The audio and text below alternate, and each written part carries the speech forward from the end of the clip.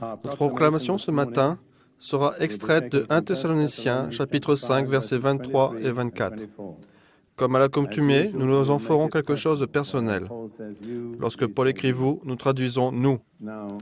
C'est ici particulièrement approprié, car nous allons aborder les événements relatifs au retour du Seigneur. Et ces passages de l'Écriture se réfèrent spécifiquement à notre degré de préparation à son retour. Que le Dieu de paix nous sanctifie lui-même tout entier, et que tout notre être, l'esprit, l'âme et le corps soient conservés irrépréhensibles lors de l'avènement de notre Seigneur Jésus-Christ. Celui qui nous a appelés est fidèle et c'est lui qui le fera. Je pense que ce serait une bonne chose si chacun d'entre vous disait cela, pour en faire sa prière personnelle et sa proclamation. Nous allons le dire à haute voix, puis vous le répéterez après nous. Que le Dieu de paix lui-même nous sanctifie tout entier, et que tout notre être, l'esprit, l'âme et le corps soient conservés irrépréhensibles lors de l'avènement de notre Seigneur Jésus-Christ. Celui qui nous a appelés est fidèle, et c'est lui qui le fera. Amen. Maintenant, nous en arrivons aux deux dernières des grandes doctrines de fondation, la résurrection des morts et le jugement éternel. Dans cette réunion, je traiterai de la résurrection des morts et dans la suivante, j'aborderai le jugement éternel. Il nous faut comprendre le sens du mot résurrection. Le mot grec qui est ici traduit signifie littéralement « se le relever hors d'eux ». Ainsi donc, la résurrection, c'est se relever hors de la mort et hors de la tombe. Dans le passage de l'Écriture que nous venons de citer, nous avons vu que l'homme est fait de trois éléments, l'esprit, l'âme et le corps. Il est important de comprendre que c'est le corps qui meurt et que c'est le corps qui va ressusciter. L'esprit et l'âme n'ont pas besoin de ressusciter, car ils ne sont jamais entrés dans la mort. Nous sommes donc en train de parler de la résurrection des corps. Ceci est très important. Bien, ce matin, je voudrais juste un peu aborder ce que la Bible nous apprend sur ce qui arrive après la mort. Je me suis rendu compte que c'est un sujet qui présente un intérêt universel.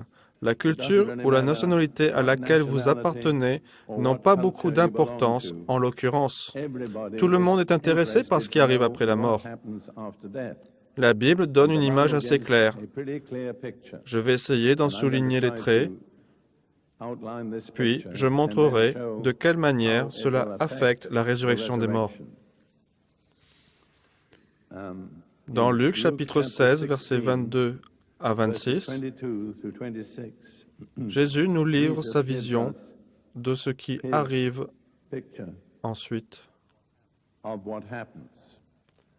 Je tiens à souligner qu'à aucun moment il n'est dit qu'il s'agit d'une parabole, car le mot parabole n'est pas utilisé en liaison avec ce passage. Nous commencerons avec Luc 16, verset 19. Il y avait un homme riche qui était vêtu de pourpre et de fin lin et qui chaque jour menait joyeuse et brillante vie.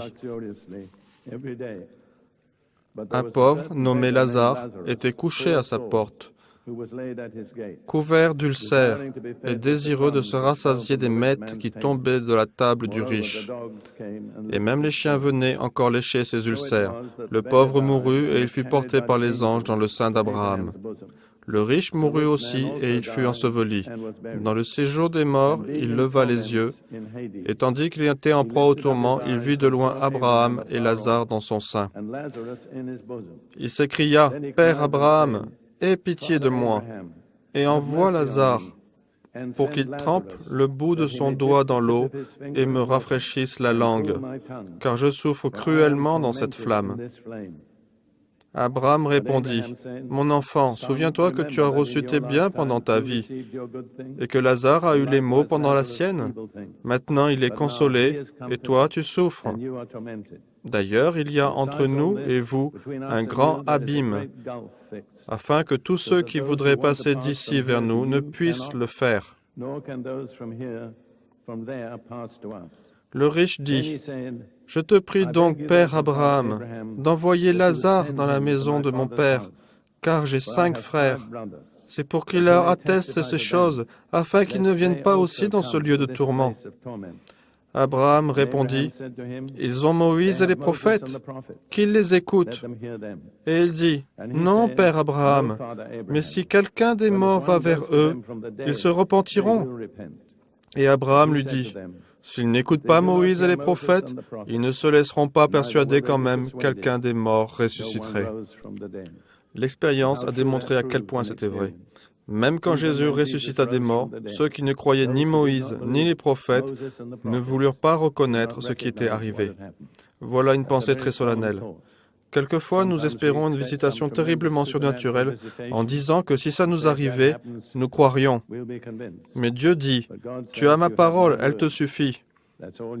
Si tu la crois et que tu lui obéis, elle te portera jusqu'au bout. » Maintenant, j'aimerais souligner certains aspects qui indiquent cette histoire de l'homme riche et de Lazare. Il y en a 5. Premièrement, il y a la persistance de la personnalité après la mort. L'homme riche était encore l'homme riche, et Lazare était encore Lazare. Aucun d'entre eux n'a perdu son identité. Certains enseignent qu'après la mort, tout s'évanouit et qu'il ne reste plus rien. Ce n'est pas dans l'Écriture. Nous continuons dans la mort avec la même personnalité que nous avions dans cette vie. Deuxièmement, les gens se reconnaissent. L'homme riche reconnut Lazare et reconnut Abraham, et Lazare reconnut l'homme riche. Troisièmement, il y a le souvenir de la vie sur terre. Autant l'homme riche que Lazare pouvaient se rappeler les circonstances de leur vie avant qu'ils meurent. Quatrièmement, il y avait la conscience de leur condition présente. L'homme riche était dans les tourments, sa langue brûlant dans les flammes. Lazare était bien heureux et paisible dans le sein d'Abraham. Et cinquièmement, il y avait une totale séparation entre les justes et les injustes. Chacun d'entre eux avait une place déterminée et aucun ne pouvait traverser pour aller chez l'autre. Je vais répéter ces 5 points encore une fois car ils sont très très importants et ils contredisent beaucoup de théories qui sont avancées de nos jours. Numéro 1, il y avait la persistance de la personnalité, pas de perte d'identité. Numéro 2, il y avait la reconnaissance des personnes. Numéro 3, il y avait le souvenir de la vie sur terre. Numéro 4, il y avait la conscience de la condition actuelle, après la mort. Et numéro 5, il y avait une séparation totale entre les justes et les injustes. Bien. Maintenant, qu'arriva-t-il à ceux qui sont morts avant que Jésus ne meure lui-même et ne ressuscite d'entre les morts? Car cet événement a coupé en deux l'histoire humaine et la destinée de l'âme humaine avant et après la mort et la résurrection de Jésus n'est plus la même. La mort et la résurrection de Jésus produisent un changement. En vérité, dans l'univers tout entier. Ce fut l'événement le plus décisif de toute l'histoire de l'univers, et cela a eu des répercussions sur ce qui arriva à ceux qui étaient morts. Voyons maintenant ce qui s'est passé avant la mort de Jésus. Nous avons déjà vu dans cette histoire de l'homme riche et de Lazare que toutes les âmes ayant quitté la terre allaient dans un lieu appelé en hébreu le Sheol et en grec l'Hadès. Le mot grec « Hadès » signifie « le monde invisible ». Donc chacun, qu'il soit juste ou injuste, passe dans ce royaume que personne ne voit, l'Hadès ou le Sheol. C'était l'endroit destiné aux âmes défuntes, mais il y avait 2 zones complètement séparées pour les justes et pour les injustes. Notez que chacun est soit juste, soit injuste. Et comme je le disais hier, il n'y a rien entre les deux. Vous ne pouvez pas être à moitié juste ou à moitié injuste. Vous finirez soit dans un camp, soit dans l'autre. L'espace destiné aux justes est appelé le sein d'Abraham, ce qui signifie, je suppose, que Abraham, étant le père de tous les croyants, les accueille là et les console. C'est mon interprétation. Voyons, qu'est-il arrivé à Jésus quand il est mort? Jésus était un homme parfait. Lui aussi avait un esprit, une âme et un corps. Et il y a une déclaration différente au sujet de ces trois éléments dans sa personnalité. Dans Luc, chapitre 23, verset 46, nous découvrons ce qui est arrivé à l'esprit de Jésus quand il est mort. Luc, chapitre 23, verset 46, il est dit, « Jésus s'écria d'une voix forte. » Et je pense que ce qu'il cria fut, « C'est fini.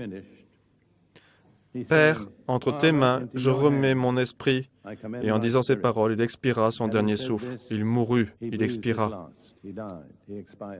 Donc, il remit son esprit au Père. Il y a certaines choses que je ne peux expliquer. Je peux faire ces déclarations, mais il y a des zones dans lesquelles je ne saurais vous donner de plus amples explications. Qu'est-il arrivé à l'âme de Jésus? Dans Actes, chapitre 2, en parlant du jour de la Pentecôte, Pierre a cité le psaume 16 comme étant l'expérience de Jésus et non de David, le psalmiste. Et il dit, David parlait dans le psaume 16 au sujet de Jésus en ces termes, « J'ai continuellement l'Éternel sous mes yeux. Quand il est à ma droite, je ne chancelle pas. Aussi, mon cœur est dans la joie, mon esprit dans l'allégresse, et mon corps repose en sécurité, car tu n'abandonneras point mon âme dans le sépulcre. » Ainsi, l'âme de Jésus est descendue dans le royaume des âmes défuntes. C'est aussi dit dans 1 Pierre,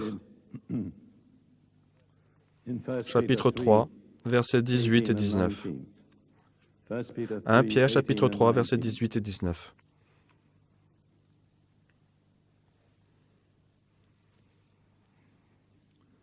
Christ aussi a souffert une fois pour les péchés, lui, juste pour les injustes, afin de nous amener à Dieu, ayant été mis à mort quant à la chair, mais ayant été rendu vivant quant à l'esprit, dans lequel aussi il est allé prêcher aux esprits en prison, qui autrefois avaient été incrédules, lorsque la patience de Dieu se prolongeait au jour de Noé. Ainsi, Jésus est allé dans l'Hadès. Il y a à ce sujet des choses que je ne peux pas vous expliquer, mais je peux vous dire ce qu'en dit la Bible. Il a fait une proclamation. Cette traduction dit « il a prêché », mais c'est le mot « il a proclamé ». Cela ne signifie pas nécessairement qu'il a prêché l'Évangile, mais il a fait une proclamation.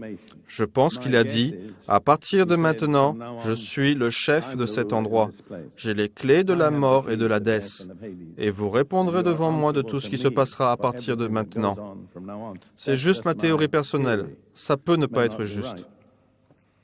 Pendant ce temps, le corps de Jésus était étendu dans la tombe. Dans Jean, chapitre 19, verset 40 et suivant, nous lisons ce qui est arrivé après sa mort sur la croix. Jean, chapitre 19, versets 40 à 42. Ils prirent donc le corps de Jésus et l'enveloppèrent de bandes avec des aromates, comme c'est la coutume d'ensevelir chez les Juifs. Ils avaient coutume d'envelopper le corps dans des bandes de lin, mais avec une grande quantité d'aromates, car le corps était appelé à se décomposer et à sentir terriblement.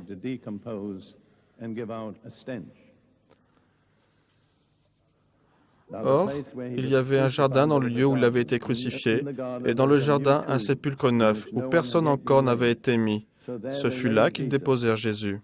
Nous n'avons pas besoin d'aller plus loin sur ce point. Nous avons également le récit de la façon dont les apôtres et les femmes, après la résurrection de Jésus, se rendirent au sépulcre. Ils savaient tous où son corps avait été enseveli, mais ils ne l'ont pas trouvé là. Loué soit Dieu. En fin de compte, qu'est-il arrivé à la personne de Jésus dans sa globalité? Il remit son esprit entre les mains du Père, son âme descendit dans l'Hadès, puis il y fit une proclamation et fit probablement bien d'autres choses, et son corps fut déposé dans la tombe. Mais quand il ressuscita, toute sa personnalité fut à nouveau réunie. Il était une personne complète, esprit, âme et corps. Ce qui s'est passé à travers la mort et la résurrection de Jésus eut des répercussions sur tout l'univers. Cela a également déterminé la destinée des âmes devant la mort. À partir de ce moment, après la résurrection de Jésus, la destinée des âmes des justes n'était plus de descendre dans l'Hadès. Elles ont une destinée différente et bien plus glorieuse. Laissez-moi vous donner 2 exemples. Quand ils lapidèrent Étienne et qu'il était sur le point de mourir, dans Actes chapitre 7, verset 57 et suivant. Ils poussèrent alors de grands cris en se bouchant les oreilles, et ils se précipitèrent alors tous ensemble sur lui, le traînèrent hors de la ville et le lapidèrent. Les témoins déposaient leurs vêtements aux pieds d'un jeune homme nommé Saül, et ils lapidaient Étienne, qui priait et disait « Seigneur Jésus, reçois mon esprit ». Il savait que son esprit devait rejoindre directement Jésus. Voilà le changement qui s'est produit par la mort et la résurrection de Jésus. Puis s'étant mis à genoux, il s'écria d'une voix forte, « Seigneur, ne leur impute pas ce péché ». Et parce que Étienne fit cette prière, Saul de Tarse put être sauvé. Si Étienne ne l'avait pas déchargé de cette culpabilité, il n'aurait jamais pu être sauvé. C'est merveilleux quand on y pense. Mais je voudrais souligner que pour le vrai croyant qui a été lavé dans le sang de Jésus et vit fidèlement pour Dieu, la destinée devant la mort, c'est que l'Esprit monte directement vers Jésus. Paul aussi se réfère à cela dans Philippiens chapitre 1. Il dit qu'il ne sait quoi préférer, rester ici-bas ou partir et être avec Jésus. C'est ce qu'il dit. Philippiens chapitre 1, verset 23. Je suis pressé des 2 côtés, j'ai le désir de m'en aller et d'être avec Christ, ce qui de beaucoup est le meilleur. Mais à cause de vous, il est plus nécessaire que je demeure dans la chair. Donc Paul, à ce moment précis, est tout à fait confiant que s'il mourait, il serait avec Christ. C'est le grand changement apporté par la mort et la résurrection de Jésus.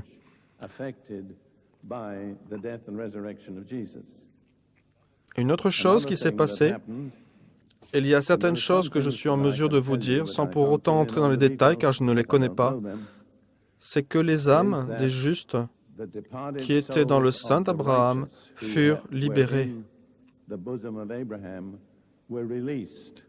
Regardons cela dans Éphésiens chapitre 4.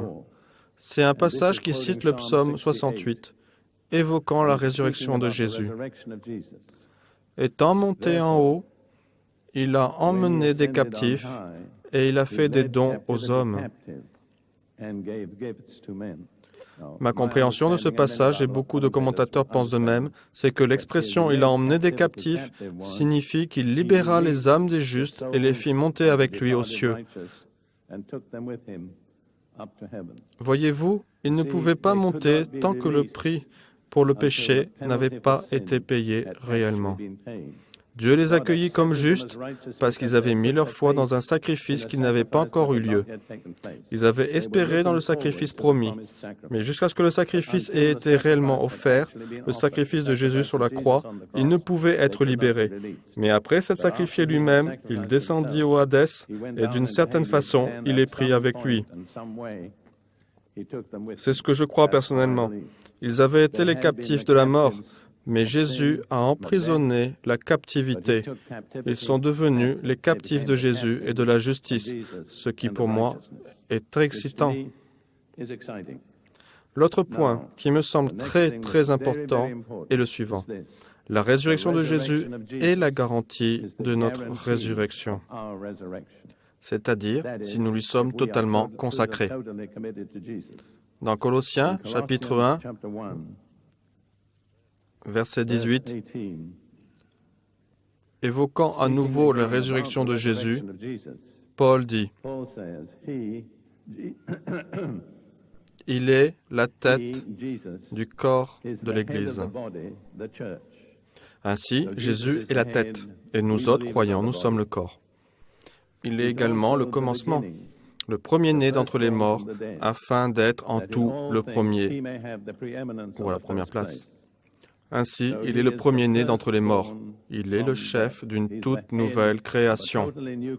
Il est le chef d'une nouvelle race, la race humano-divine, dans laquelle la nature de Dieu et de l'homme sont combinées en une seule personne. Il est la tête du corps, il est le premier-né d'entre les morts, et la résurrection est comparée à une naissance hors de la mort.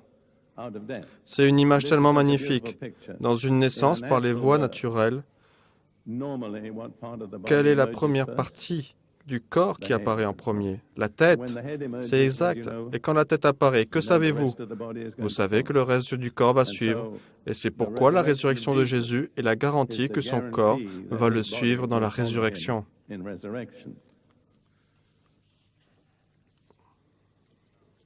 La résurrection de Jésus dans son corps est aussi un modèle concernant notre résurrection. J'espère que cette perspective vous excite vous aussi. Si vous ne l'êtes pas, alors je ne suis pas un bon communicant.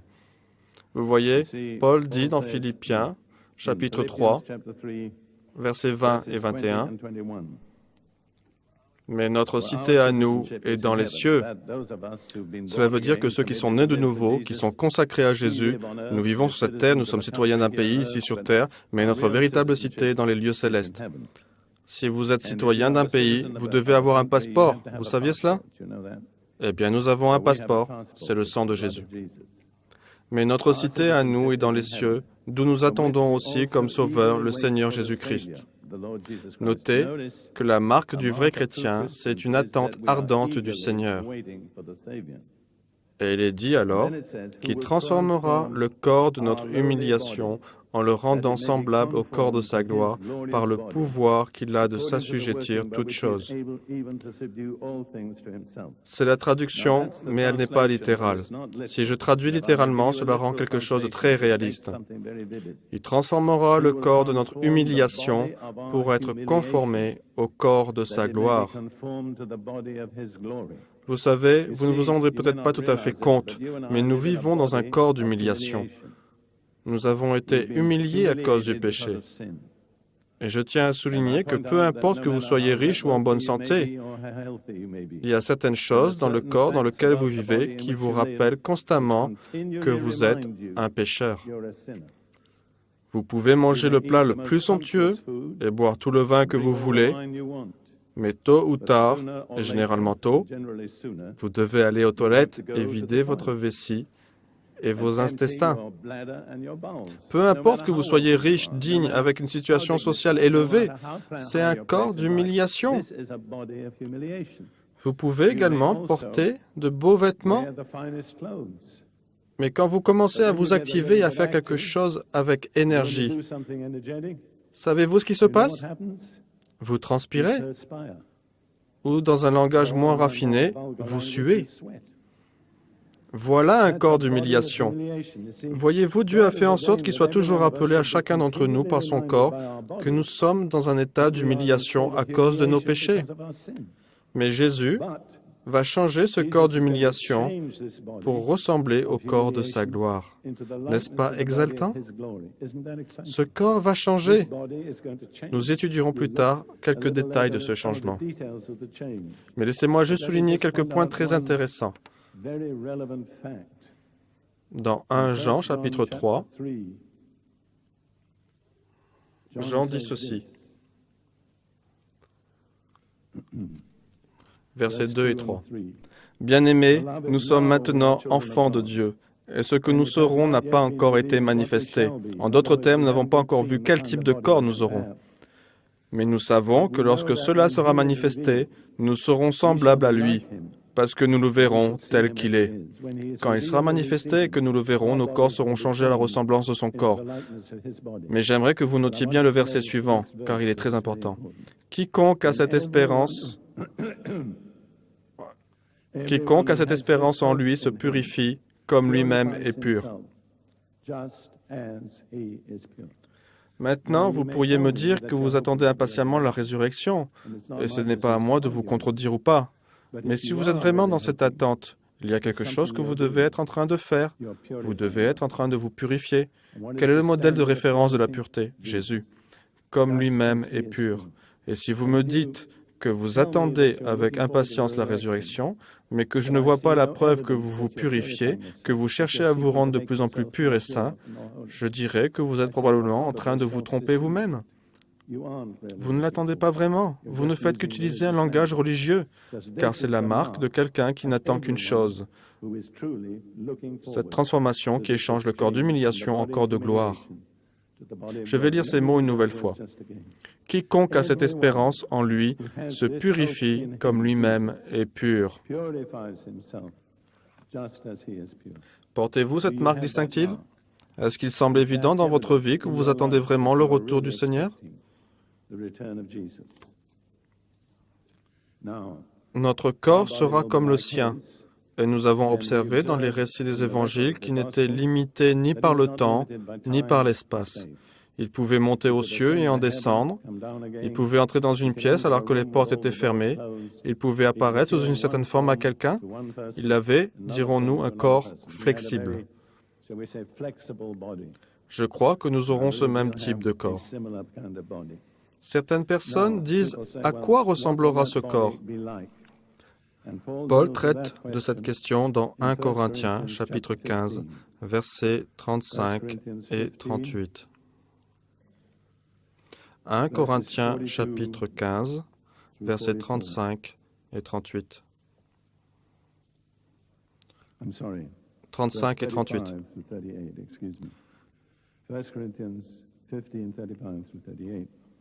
Mais quelqu'un dira, « Comment les morts ressuscitent-ils et avec quel corps viennent-ils » Je suis sûr que beaucoup d'entre vous ont eu envie de poser cette question. Insensé, c'est ce que dit Paul. Ce n'est pas moi qui le dis, mais Paul. Et il poursuit, alors avec l'exemple de la graine.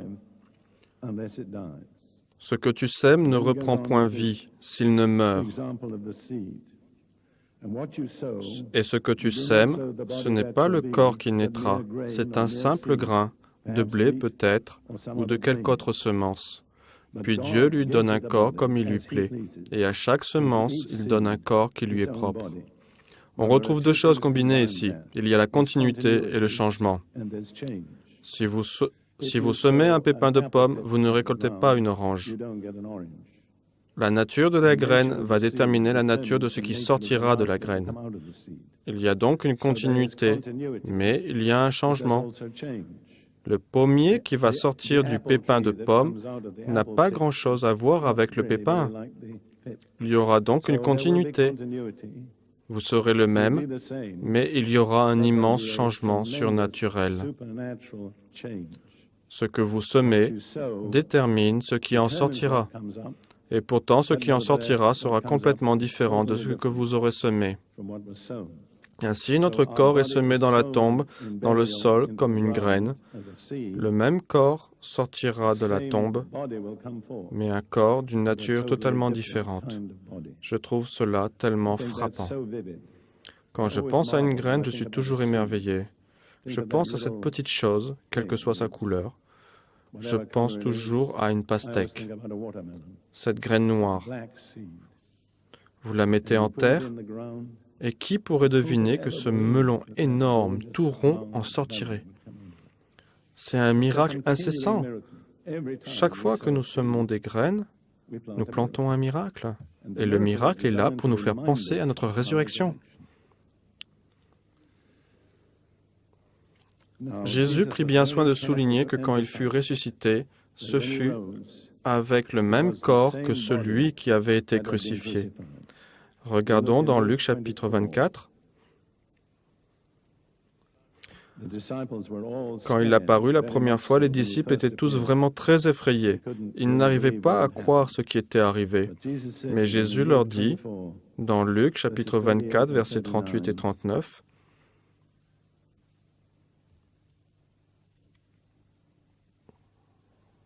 après son apparition suite à la résurrection. Mais il leur dit, « Pourquoi êtes-vous troublés? Et pourquoi pareille pensée s'élève-t-elle dans vos cœurs? Voyez mes mains et mes pieds, c'est bien moi. » Dans ses mains et dans son côté, il leur montra les preuves de sa résurrection. Il voulait rendre parfaitement clair que c'était le même corps, mais transformé.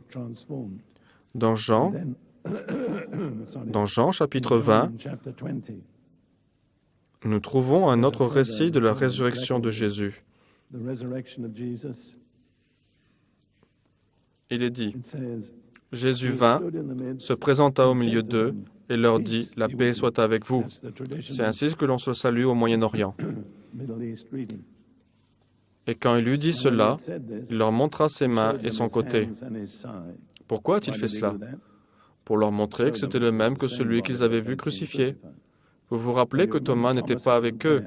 Et Thomas dit, « Eh bien, je ne croirai pas tant que je n'aurai pas vu ses mains et son côté, et que je n'aurai pas mis la main dans son côté. » Et une semaine plus tard, Jésus apparut encore, et au verset 27, il dit à Thomas, « Avance ici ton doigt, et regarde mes mains. Avance aussi ta main ici, et mets-la dans mon côté. » En d'autres termes, la blessure était telle que Thomas aurait pu encore y mettre la main. C'est donc très important. Quand vous serez ressuscité, vous n'aurez pas un autre corps. Vous aurez un corps différent, mais ce sera le même corps transformé. Paul nous parle de 5 changements particuliers qui auront lieu dans notre corps de résurrection. Et il parle de cela dans 1 Corinthiens, chapitre 15, versets 42 à 44, et versets 52, 53. Nous lirons ces 2 versets, 42, 44 et 52.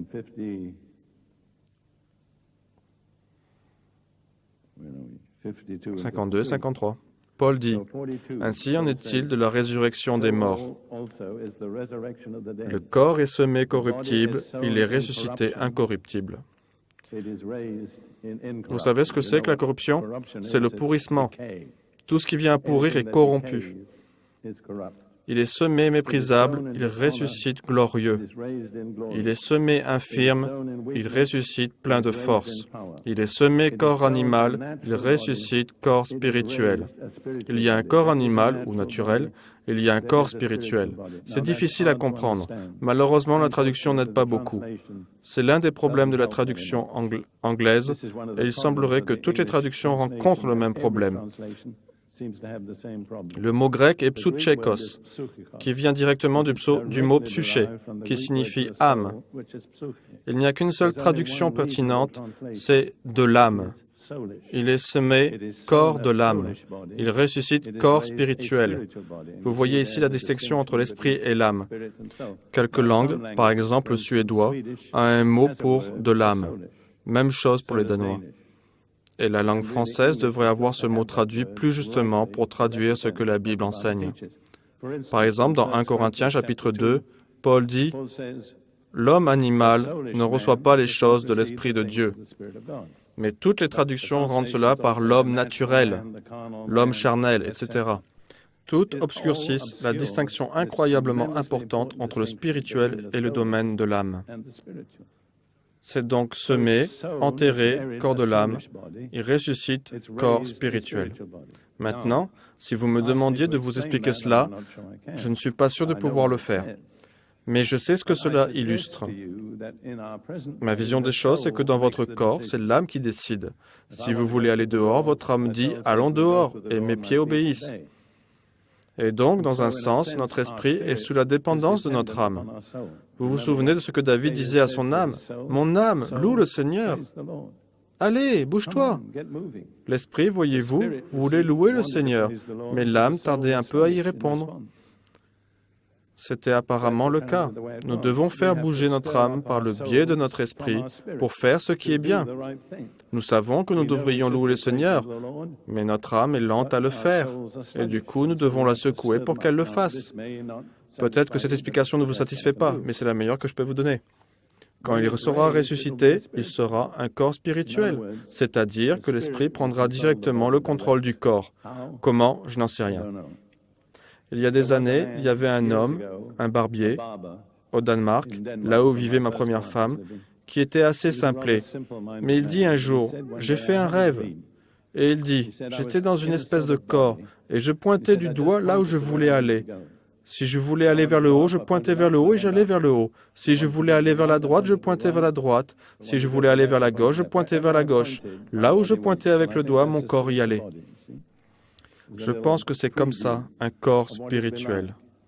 C'est un petit aperçu de ce que ce sera. Vous n'aurez pas à passer par l'âme pour amener le corps à faire ce que vous voulez qu'il fasse. C'est votre esprit qui décidera. Vous pouvez accepter cette explication ou pas, mais c'est tout ce que je peux vous offrir. Maintenant, regardons également dans 1 Corinthiens, chapitre 15, versets 52 et 53.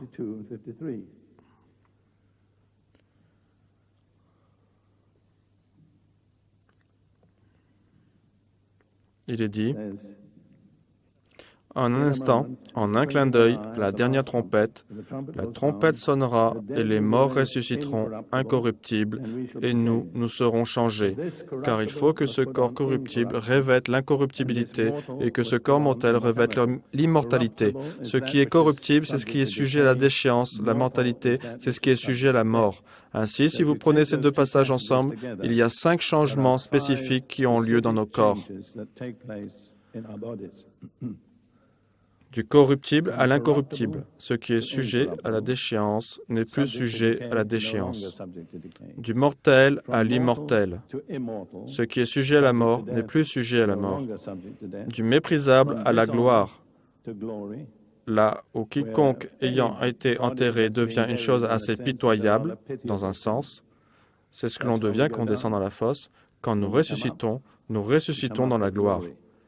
C'est dans la faiblesse que nous sommes semés, mais c'est dans la force que nous ressuscitons. Et il est semé, ainsi que nous l'avons dit, en corps de l'âme. Il ressuscite en corps spirituel. Je vais récapituler ces 5 changements à nouveau. Du corruptible à l'incorruptible, du mortel à l'immortel, du déshonneur à la gloire, de la faiblesse à la force, et de l'âme au spirituel. La résurrection de Jésus est un élément absolument fondamental de la doctrine chrétienne. Nous ne pouvons la mettre de côté et continuer de nous appeler chrétiens. Dans 1 Corinthiens, chapitre 15, verset 14, Paul dit, « Si Christ n'est pas ressuscité, notre prédication est donc vaine, et votre foi aussi est vaine. » Et au verset 17, « Et si Christ n'est pas ressuscité, votre foi est vaine, et vous êtes encore dans vos péchés. » En d'autres termes, le pardon des péchés est indissolublement lié à la résurrection de Jésus. Si Jésus n'est pas ressuscité, l'Évangile est faux. Notre foi est vaine, et nous sommes encore dans nos péchés. Voyez-vous, il y a d'éminents théologiens et d'autres personnes de ce type qui ont nié la résurrection du corps de Jésus. Ils sont encore dans leurs péchés. Ils ne sont pas sauvés. Vous ne pouvez pas être sauvés à moins de croire dans la résurrection physique de Jésus.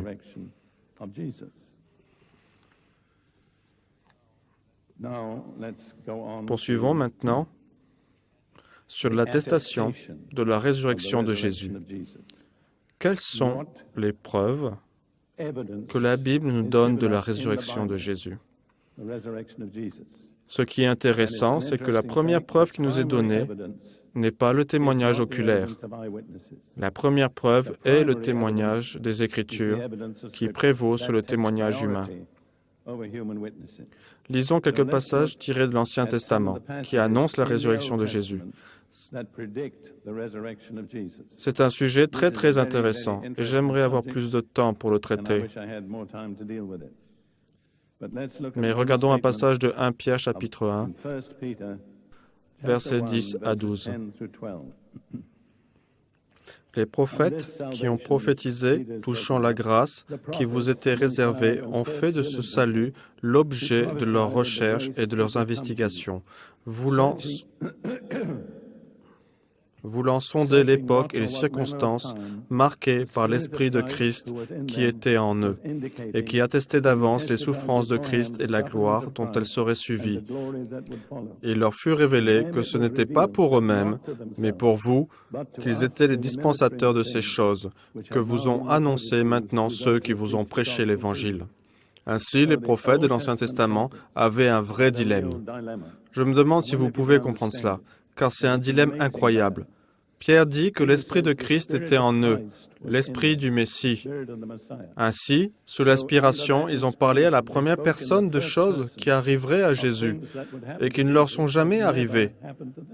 Et cela a dû être difficile. Je ne sais si vous vous êtes jamais mis dans la peau de ces vieux prophètes de l'Ancien Testament. Ils ont annoncé les choses les plus extraordinaires sur eux-mêmes qui ne leur sont jamais arrivées. Laissez-moi vous donner juste 2 exemples. Dans le psaume 22,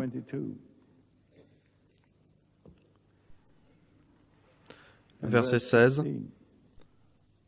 c'est ce qu'on appelle un psaume messianique. En d'autres mots, une démonstration de la révélation du Messie. David parle à la première personne et il dit « Car des chiens m'environnent, une bande de scélérats rôde autour de moi, ils ont percé mes mains et mes pieds. » Cela n'est jamais arrivé à David. Comment pensez-vous qu'il se sentait quand il a dit ces paroles? Je n'en sais rien, mais c'était l'Esprit de Christ qui se manifestait en lui. Il parlait ainsi à la première personne de choses concernant le Messie et qui ne lui sont jamais arrivées. Nous pouvons lire aussi dans Ésaïe 50. Il y a quantité d'autres exemples. Je vous donne juste 2 exemples très significatifs. Ésaïe chapitre 50, verset 6. « J'ai livré mon dos à ceux qui me frappaient, et mes joues à ceux qui m'arrachaient la barbe. Je n'ai pas dérobé mon visage aux ignominies et aux crachats. » Cela ne s'est jamais passé dans la vie d'Ésaïe. C'est arrivé au cours du ministère de Jésus, mais cela fut écrit à la première personne. Comprenez-vous ce que je veux dire? C'était l'Esprit du Messie en eux, au travers du Saint-Esprit, qui prédisait ce qui arriverait au Messie, à Jésus, mais qui ne leur est jamais arrivé. Et il n'est donc pas étonnant qu'ils aient cherché de quelle époque ils étaient en train de parler. Je m'émerveille de la foi de ces hommes qui ont eu la foi de recevoir cela. Je remercie Dieu pour eux, car ce sont les premières confirmations de la résurrection de Christ qui sont annoncées dans les Écritures. Dans le psaume 16, qui est cité par l'apôtre Pierre le jour de la Pentecôte, nous trouvons une image étonnamment claire de la mort et de la résurrection de Jésus. Psaume 16, commençant au verset 8. J'ai continuellement l'Éternel sous mes yeux. Quand il est à ma droite, je ne chancelle pas. Cela aurait pu être vrai de David, mais c'était aussi vrai du Messie. Ce qui se passe en fin de compte, c'est qu'ils disent certaines choses qui sont vraies par rapport à leur expérience personnelle, puis ils pénètrent au-delà de leur expérience propre dans quelque chose qui ne leur est jamais réellement arrivé. Il poursuit. Aussi, mon cœur est dans la joie, mon esprit dans l'allégresse. Et si vous allez dans Actes chapitre 2, verset 26, vous découvrirez que ce qu'est la gloire. Pierre dit, ma langue est dans l'allégresse. Comprenez-vous? Je vous l'ai expliqué auparavant. Votre langue est votre gloire, car c'est le membre qui a été placé dans votre bouche pour vous rendre capable de glorifier Dieu. Il dit donc, mon cœur est dans la joie et ma langue dans l'allégresse, et mon corps repose en sécurité. C'est-à-dire, même si je vais mourir et être enterré, j'aurai l'espérance de la résurrection. Car tu n'abandonneras pas mon âme dans le sépulcre. Ceci indique que son âme devait aller dans le Sheol. Et tu ne permettras pas que ton bien-aimé voie la corruption. Son corps n'a jamais subi la corruption, bien qu'il soit resté un certain temps dans la tombe, car il n'avait jamais commis de péché, et le péché est l'aiguillon qui introduit la mort dans le corps. Il est dit alors dans le dernier verset, « Tu me feras connaître le sentier de la vie. Il y a d'abondantes joies devant ta face, des délices éternelles à ta droite. » Cela se réalisa quand Jésus fut ressuscité. Il retourna dans la présence du Père, et là, il y eut d'abondantes joies. Voilà, c'est un exemple. On en trouve un autre dans le psaume 71. Psaume 71, versets 20 et 21.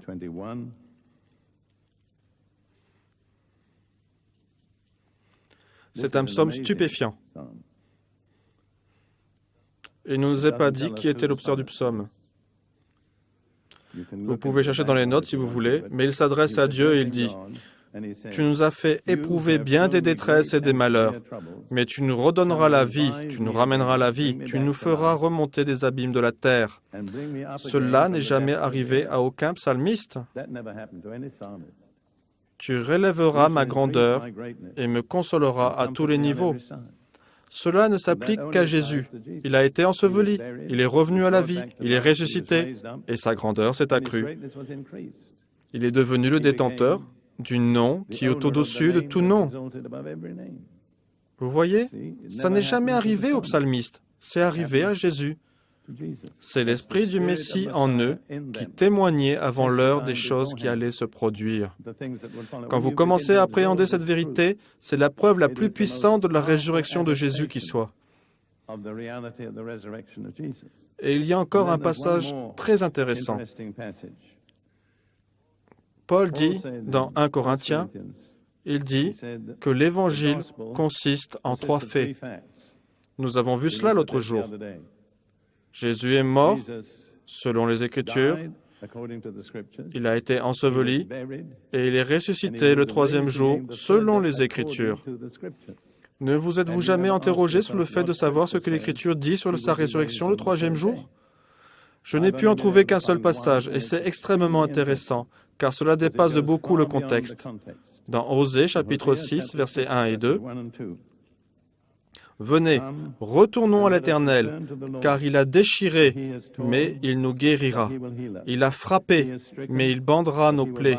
Il nous rendra la vie dans 2 jours. Il nous ramènera la vie. Le 3e jour, il nous relèvera et nous vivrons devant lui. » C'est une annonce très claire de la résurrection le 3e jour. Ce qui est intéressant, c'est qu'il n'est pas fait mention de lui au singulier, mais de nous au pluriel. C'est une révélation. Si vous regardez dans Éphésiens 2, vous verrez comment Paul reprend cette révélation. Voyez-vous, la prophétie ne fait pas que prédire des événements futurs, mais elle les annonce d'une telle façon qu'elle les explicite en même temps. Elle les interprète en même temps qu'elle les prédit. Et en voici un exemple parfait. Éphésiens 2, en commençant au verset 4. Ceci est écrit de tout vrai croyant. Éphésiens 2, en commençant par le verset 4. « Mon Dieu, qui est riche en miséricorde, à cause du grand amour dont il nous a aimés, nous qui étions morts par nos offenses. » C'est merveilleux. Il nous a aimés, même quand nous étions morts. Combien de personnes peuvent aimer un cadavre? Qu'a-t-il fait? 3 choses. Il nous a rendus à la vie avec Christ. C'est par la grâce que vous êtes sauvés. Il nous a ressuscités ensemble et nous a fait asseoir ensemble dans les lieux célestes en Jésus-Christ. Tout ceci est écrit au passé. Ainsi, à cause de notre identification avec Jésus, nous sommes rendus vivants. Nous sommes ressuscités. Et on ne s'arrête pas là. Nous sommes intronisés. C'est notre destinée. Et Paul ne l'écrit pas au futur. En essence, il dit que si vous pouvez le recevoir, vous partagez le trône avec Jésus dès maintenant. Mais c'est la réalisation de Osée dans chapitre 6, versets 1 et 2. Voyez comme l'Écriture interprète merveilleusement les choses par elle-même. Puis Paul donne une liste de témoins humains. Ce n'est pas insignifiant, mais c'est secondaire. Nous allons nous pencher là-dessus brièvement. 1 Corinthiens, chapitre 15, versets 5 et 8. Le verset 4 dit, « Et il est ressuscité le 3e jour selon les Écritures. » Verset 5, « Et qu'il est apparu à Céphas, puis aux 12. Ensuite est apparu à plus de 500 frères à la fois, dont la plupart sont encore vivants et dont quelques-uns sont morts. La plupart d'entre eux sont encore vivants, ce qui laisse supposer qu'ils devaient être très jeunes quand ils l'ont vu. Ensuite, il est apparu à Jacques, puis à tous les apôtres. Après eux tous, il m'est aussi apparu à moi, comme à l'avorton. » C'est la liste des témoins oculaires de la résurrection de Jésus. Selon la loi juive, le témoignage de 2 hommes était suffisant pour avérer un fait aux yeux de la loi. Mais Dieu a donné bien plus que 2 témoignages de la résurrection de Jésus.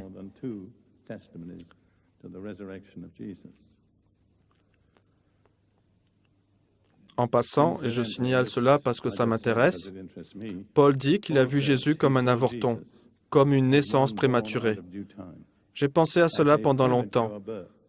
Paul était comme l'ombre annonciatrice du salut final d'Israël, préfigurant le moment où ils le verront. Mais Paul avait 2000 ans d'avance. Il était un prématuré. Vous pouvez ne pas être d'accord avec cela et être sauvé quand même. Maintenant, je voudrais aborder l'importance de la résurrection. Nous ne pouvons pas surestimer l'importance de la résurrection de Jésus. C'est le fait décisif de l'histoire de l'univers. Toute l'histoire de l'univers, pas seulement la race humaine, s'articule autour de la résurrection de Jésus. Tout d'abord, c'était la justification de Dieu sur Jésus. Souvenez-vous, 2 cours de justice l'avaient condamné à mort. Une cour séculière romaine, une cour religieuse juive. Puis il a été enseveli. Il était sous cette condamnation. Mais quand il est ressuscité, Dieu a justifié son Fils. Ceci est exprimé dans Romains, chapitre 1, versets 3 à 4. Et qui concerne son Fils, né de la postérité de David selon la chair, et déclaré Fils de Dieu avec puissance selon l'Esprit de sainteté par sa résurrection d'entre les morts. C'est une expression juive pour dire le Saint-Esprit, car en hébreu le Saint-Esprit se dit l'Esprit de sainteté. Certains traducteurs ne réalisent pas que Paul écrivait en grec, mais pensait en hébreu. Déclaré Fils de Dieu avec puissance selon l'Esprit de sainteté par la résurrection d'entre les morts. Ainsi, quand Jésus est sorti du tombeau, Dieu a dit, « J'ai renversé ces décisions injustes, j'ai justifié mon Fils. Il n'a jamais péché. La mort n'a pas prise sur lui. Et par mon Saint-Esprit, je l'ai ressuscité. » Vous voyez, c'est intéressant, je ne m'y attarderai pas, mais chaque étape essentielle de la rédemption implique les 3 personnes de la divinité. La conception de Jésus est venue du Père, à travers le Saint-Esprit, pour amener le Fils. Le ministère de Jésus, dit Pierre, Dieu a oint Jésus avec le Saint-Esprit et avec puissance. Le Père a oint le Fils avec le Saint-Esprit. La mort de Jésus. Il est dit, lui qui, par l'Esprit éternel, s'est offert à Dieu. Le Fils, par l'Esprit, est pour Dieu.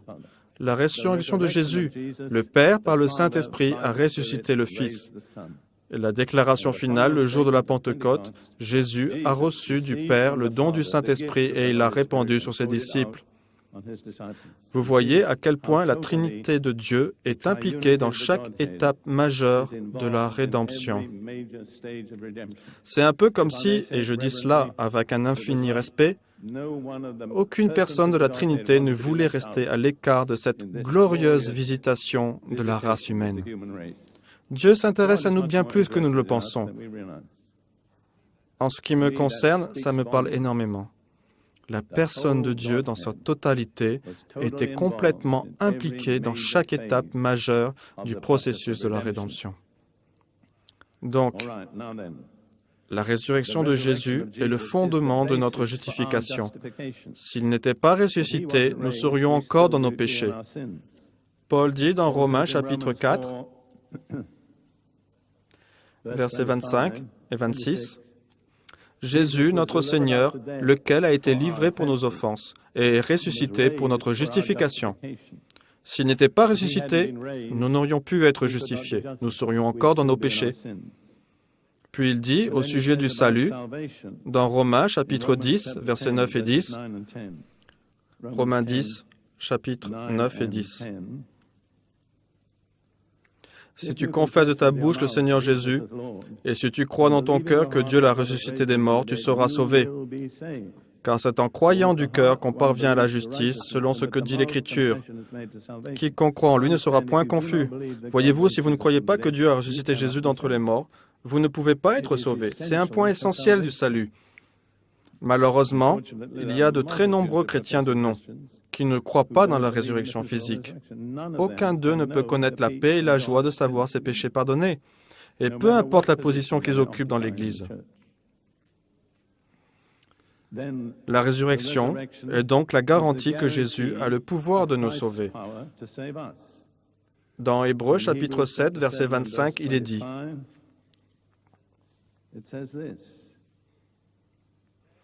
C'est aussi pour cela qu'il peut sauver parfaitement ceux qui s'approchent de Dieu par lui, étant toujours vivant pour intercéder en leur faveur. » Si Jésus était toujours dans la tombe, comment pourrait-il nous sauver ?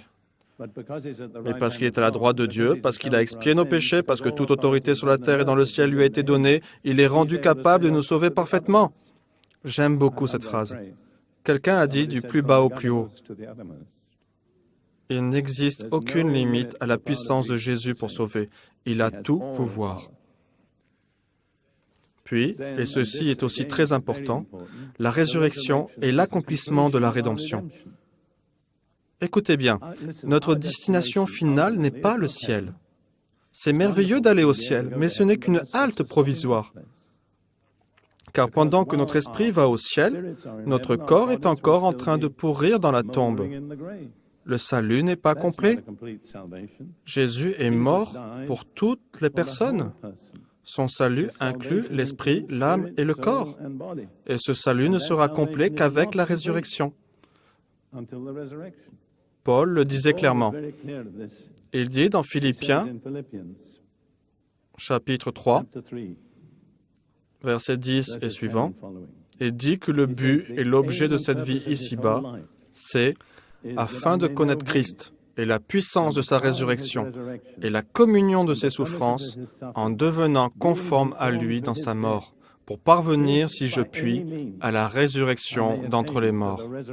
Son souci n'était pas d'aller au ciel. Son ambition était de parvenir à la résurrection d'entre les morts. Grâce à Dieu, quand nous mourrons, notre esprit ira au ciel. Mais ce n'est pas l'accomplissement de la rédemption, car notre corps n'a pas encore bénéficié de sa rédemption. Paul porte ses regards sur la résurrection, et il dit quelque chose de très puissant. Il dit, « Si je puis parvenir à la résurrection d'entre les morts. » Paul ne pensait pas que ressusciter était acquis.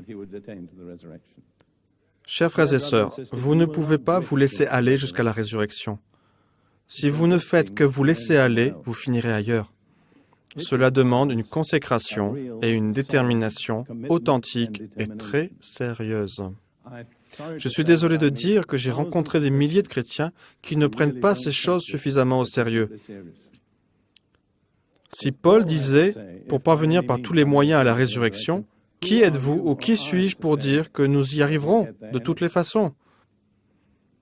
Sommes-nous au même niveau spirituel que Paul? Probablement pas. Mais même Paul ne considérait pas que c'était acquis d'avance. Il ajoute au verset suivant, « Ce n'est pas que j'ai déjà remporté le prix ou que j'ai déjà atteint la perfection, mais je cours pour tâcher de le saisir, puisque moi aussi j'ai été saisi par Jésus-Christ. Frère, je ne pense pas l'avoir saisi, mais je fais une chose. Oubliant ce qui est en arrière et me portant vers ce qui est en avant, je cours vers le but pour remporter le prix de la vocation céleste de Dieu en Jésus-Christ. » Paul était un homme résolu. Il disait, « Je ne suis pas arrivé, je n'ai pas atteint » au moment où il parlait. Mais il dit, « Il y a une chose à faire. Je cours vers le but. J'ai une ambition et une volonté suprême. Être là quand les morts en Christ ressusciteront. » Et quand vous imaginez à quoi cela ressemblera, frères et sœurs, ce serait une honte de le rater. Vraiment. Ce n'est pas possible pour nos esprits limités de concevoir la gloire et la puissance qui sera libérée quand ces corps faibles, corruptibles, seront brusquement et glorieusement transformés à la ressemblance du corps de Jésus. N'est-ce pas merveilleux? Pour moi, ça l'est. En fait, il me faut m'arrêter et réfléchir un moment là-dessus. Romains chapitre 8, verset 23 le dit également. En d'autres termes, le salut n'est achevé qu'avec la résurrection. Romains chapitre 8, verset 23. Il est dit, au verset 22, « La création tout entière soupire et souffre les douleurs de l'enfantement. Puis il est dit, et ce n'est pas elle seulement, mais nous aussi, qui avons les prémices de l'Esprit, nous aussi, nous soupirons en nous-mêmes en attendant l'adoption, la rédemption de notre corps. Maintenant, j'aimerais vous poser une question. Est-ce vrai pour vous? Vous avez les prémices des fruits de l'Esprit. Êtes-vous en train de gémir en vous-même? Êtes-vous dans une attente dévorante? De quel droit pensez-vous, ou même moi, que Dieu s'occupe de nous moins bien? Le baptême dans le Saint-Esprit ne nous est pas donné juste pour avoir du bon temps. Il nous est donné pour nous préparer à ce qui nous attend.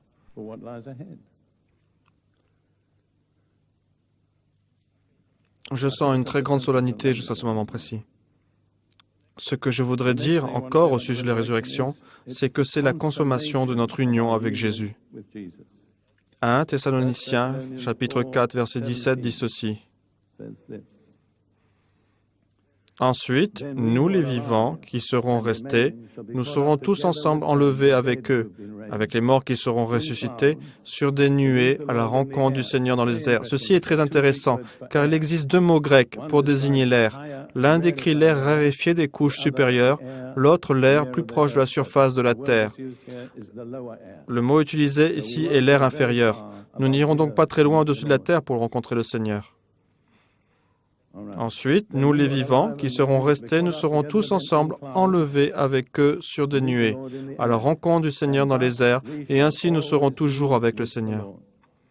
Après cela, plus de séparation. Nous serons pour toujours avec le Seigneur, et nous serons pour toujours les uns avec les autres. J'ai une épouse que j'aime profondément et qui m'a quitté la première. Mais un jour, nous serons réunis pour toujours. Chers frères et sœurs, ne ratez pas cela. C'est la pire des tragédies de votre vie si vous ratez cela. C'est urgent, c'est quelque chose de sérieux. Pour finir, il faut que je me dépêche, la résurrection se fera en 3 phases. 1 Corinthiens chapitre 15, verset 22.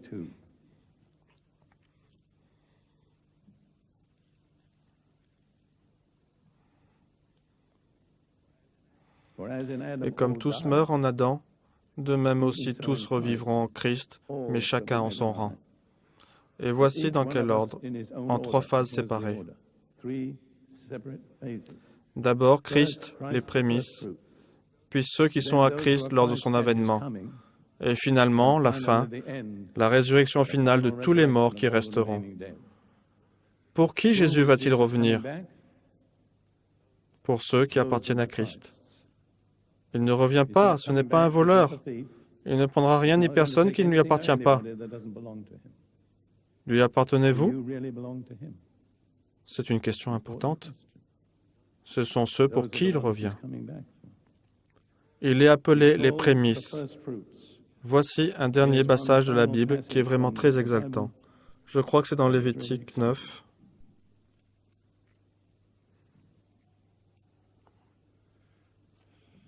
Lévitique chapitre 9, je pense que c'est ça. C'est juste une cérémonie rapide, brève. Attendez que je trouve ça dans ma marge. Lévitique 23, pardon. Je vous demande encore un peu de patience. C'est une cérémonie sous la loi de Moïse.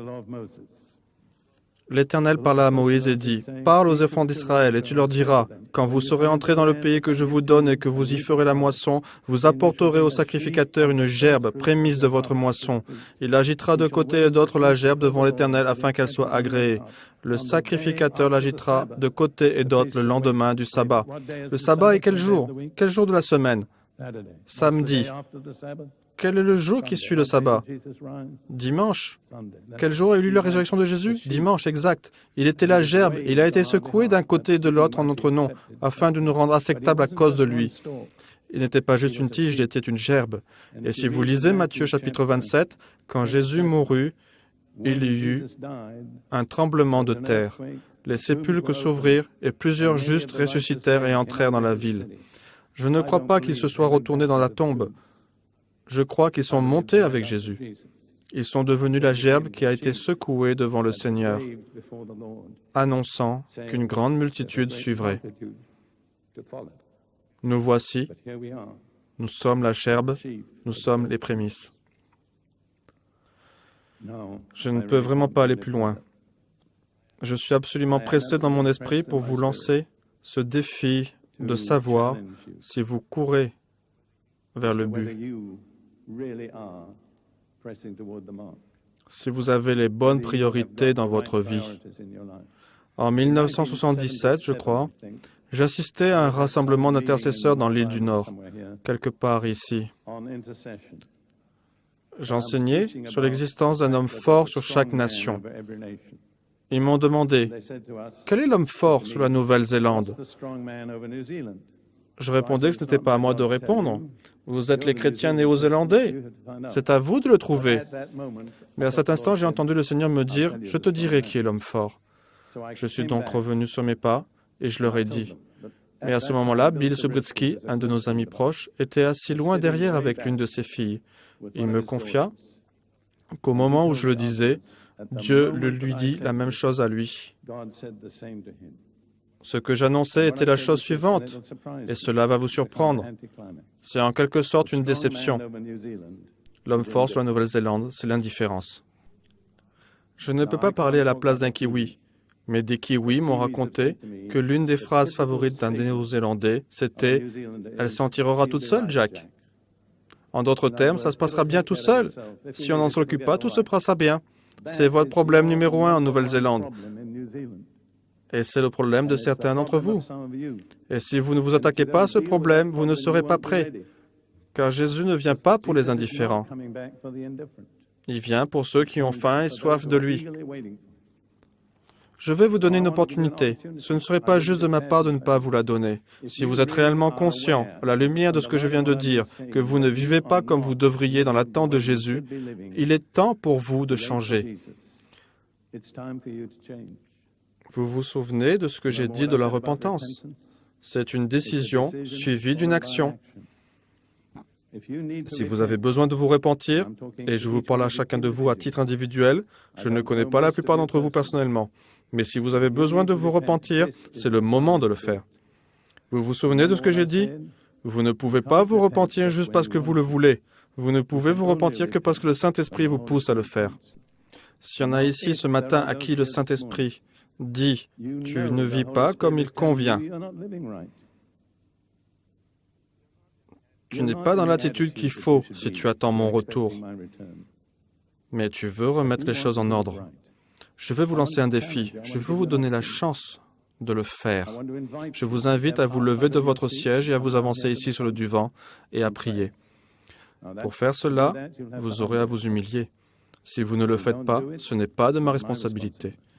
Mais si vous savez que vous n'êtes pas prêt à rencontrer le Seigneur, c'est que vous ne vivez pas une vie qui démontre que vous attendez avec impatience son retour et que vous voulez remettre les choses à plat. Ici et maintenant, c'est le bon moment pour le faire. Je vais vous donner une opportunité de le faire. Je ne vais pas prolonger cet appel. Si vous voulez repartir du bon pied avec Dieu aujourd'hui, je vous demande d'avancer et de venir, de vous agenouiller.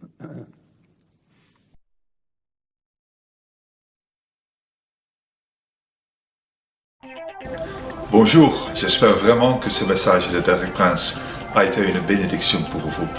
Quand vous allez sur notre site web et vous voyez l'adresse de notre site web ci-dessous, vous allez trouver encore plus d'une centaine d'articles de Derek Prince que vous pouvez télécharger gratuitement et aussi d'autres messages audio et vidéo de Derek Prince. Vous pouvez aussi vous inscrire gratuitement sur la méditation que vous pouvez recevoir gratuitement tous les jours également sur notre site web. Que Dieu vous bénisse et j'espère à bientôt.